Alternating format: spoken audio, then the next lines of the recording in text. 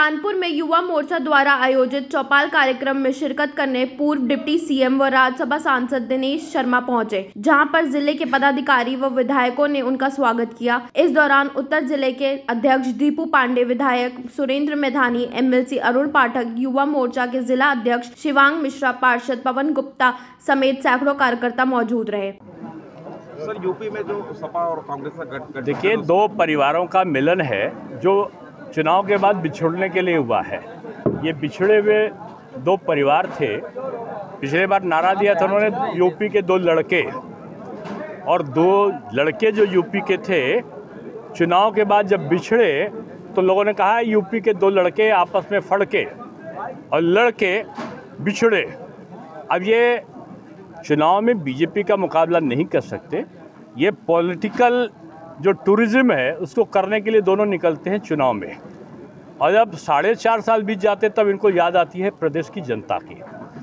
और मोदी जी और योगी जी पूरे 5 वर्ष और बीजेपी के कार्यकर्ता पूरे 5 वर्ष लगता है। तो मैं समझता हूं कि उत्तर प्रदेश में नहीं, भारतवर्ष में कोई भी गठबंधन हो जाए, सब मिल जाए, सारे राजनीतिक दल मिल जाएं, और ज़रूरत पड़े तो आसपास के देश से भी कोई दल मंगा ले, मोदी जी का मुकाबला नहीं कर सकते। 80 की 80 सीटें बीजेपी जीतेगी और बीजेपी पहले से ज़्यादा बहुमत से सरकार बनाएगी। पेपर बहुत से लीक हुए हैं युवा। मैंने देखो, ये योगी जी का सरकार है। योगी जी की जब हुंकार होती है ना कि दोषी बख्शे नहीं जाएंगे, तो मान लो योगी जी के मुंह से निकला जिसने भी किया होगा। और आप देखो, 1 मिनट नहीं लगा, उन्होंने जरा सी आशंका, हालांकि प्रूफ नहीं हुआ था कि लीक हुआ कि नहीं हुआ, लेकिन जहाँ इसकी खबर भी आई उन्होंने तत्काल इसको न केवल निरस्त किया, जांच बैठा ली है। और आप देखेंगे आने वाले समय में जो दंड होता है, 3 पीढ़ियां इस प्रकार का कृत्य करने वाले लोगों की जो दोषी हैं उनकी 3 पीढ़ियां याद करेंगी कि नकल कराना या पेपर लीक करने का हश्र क्या होता है। अखिलेश यादव ने कल आवारा पशुओं पर ट्वीट किया है। अब उनको पता नहीं गोवंश से इतना नफरत क्यों है। वो जानते हैं कि गोवंश के संरक्षण के लिए पंचायत स्तर पर मोदी योगी सरकार ने इंतजाम किया है।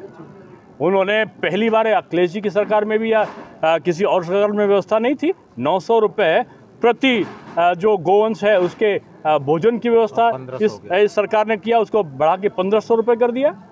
तो ये पहली बार सरकार कर रही है। अब गोवंश की कटाई नहीं हो रही, ये दुख है विपक्ष के लोगों का। पहले कसाई काट देता था, अब वो कसाई काट नहीं पा रहा। वो जानता है कि अगर काटेंगे तो उसका नतीजा क्या होगा।